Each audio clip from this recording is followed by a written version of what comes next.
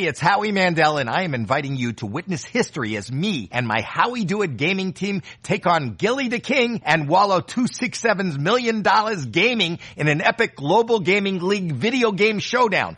4 rounds, multiple games, 1 winner, plus a halftime performance by multi-platinum artist Travie McCoy. Watch all the action and see who wins and advances to the championship match against Neo right now at globalgamingleague.com. That's globalgamingleague.com. Everybody games. Excuse me! Taxi! This is the 77 WABC minicast. Okay, what do we have now? Now we have Brigadier General Blaine Holt, and he's going to join us. I like that guy. We all like that guy. I love him. We love that guy. I love him. Well, Brigadier General Blaine Holt, Rudy, do you like him or love him? Yes, and I believe, I believe the last time we spoke, it was left off, General. I think I asked you a question. Have you been thinking about this all week? Yes, really? yes, All right. because nobody spoke about it. All right, go ahead. I mean, everybody made a big announcement about the Kurds. 15,000 Kurds on the border. And I went to ask the General the last time, and we ran out of time. General, do you recall that? So what's the latest with the Kurds? Yeah, well, they're still there. And you need to give an answer. Rudy needs to sleep. I'm going to give the answer, but first off, I have to say I love you all. Oh, well, thank you. Wait, where's the applause? Where's the applause? Hold on one second, General. Here it is. This is for us, okay? Okay. Yeah. All right, now you got to help Rudy. Yeah, no, the Kurds are very much still there. They're very much in play, but are they a blocking force? Or are they going to help with the liberation of Iran to the free Iranian people? Since President Trump told us they're not going to be in play in terms of a combat force in Iran, if that's true, and who knows, because you got to deceive the enemy once in a while, I know that. But if that's true, then I can see them being a blocking force on the Iraq-Iranian border to keep any force from aiding and abetting the IRGC as they're failing right now, but also to keep bad guys from running across that border and creating a real problem inside Iraq and Syria. Do you think you can win a war strictly by air power? I mean, with the IRG on the ground? Well, so now as an airman, I'm going to get myself into trouble. You can't win one like the deck of the Missouri in World War II. But I think we proved in Iraq and Afghanistan that having 130,000 forces on the ground without some sort of defined end state is also a bad way to go. In other words, the Iranian people are responsible for freeing Iran. Can we aid and abet a revolution?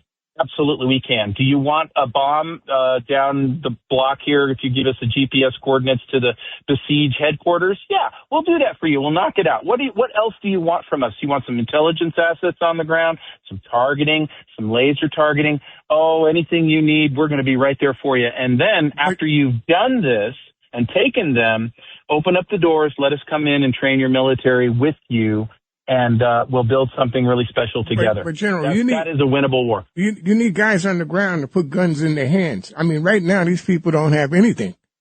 Do I need guys on the ground, or do I need C-17s overhead that are airdropping CDS bundles with the guns inside them? If you can do that, and the people, you can coordinate with the people that they can put guns into their hands, yes. But everybody talks about an uprising, but if you don't have a gun. But Rudy, we've done that when in the opening days of Afghanistan, a lot of people thought they were humanitarian things going to the Afghans. They weren't. General Holt, let me ask something. Yeah. First, the general's getting beat up today. I'm trying to get information into the hands of the American people so they know what's going on. I'm still confused. What happened to the Kurds? First they were going in, then they weren't going in. What the heck is going on? President Trump knows full well that the Kurds stand with us. But right now, based on his speeches, John, I'm looking at him seeing that force as more of a blocking force, not as a combatant, train and equip force. That could change, and maybe that is just a deception.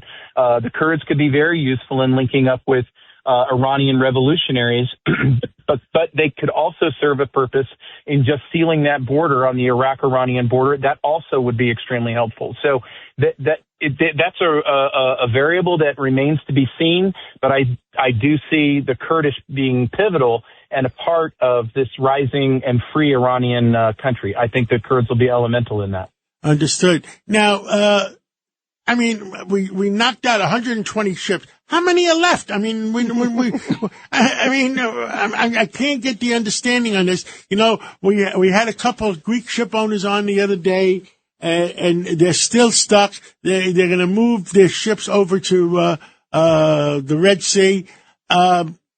What the heck is going on? That Strait of Hormuz is very, very close, and I don't think that we could send our battleships in there to clear it right now. What's the next real step? Well, it's 30,000 or 30 miles apart, and the answer to your question, how many ships do they have left? I think they've got 3 ships and a dog named Abu, and Abu can't swim. But where they're at now is we put in bunker busters last night into the coastal firing positions. I think those 5,000 pounders probably going to have a lot of effect. On inland, we're taking apart the command and control structure even further, so that alone is going to drop positions. You see it in the numbers. Every single day, the Straits become safer and safer and safer. We've got 11 ships that have gone through so far that are not on the good boy list for the Iranian government. They're losing control of the Straits. And it's not a perfect situation, but I'll tell you what, Lloyd's of London and the UK are not making it any easier either. No, great point. Understood. Wow. Because it doesn't seem, when we talked to the Greek ship owners the other day, it doesn't seem that they want to send their ships down there because they don't want to get, even though it's guaranteed, they have a crew of 30, each one of them. Sure. They don't want their crew hurt. No, nobody wants that. But even so, this is on a by day basis. It's getting better and better and better. You just lost, or the Iranians, IRGC, they just lost their intelligence chief, their chief of the besieged secret police. What's the cost of life insurance for one of those guys? Negative 50.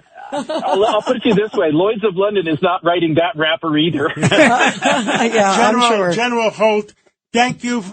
We can talk every day if possible. When you have something important, please text us.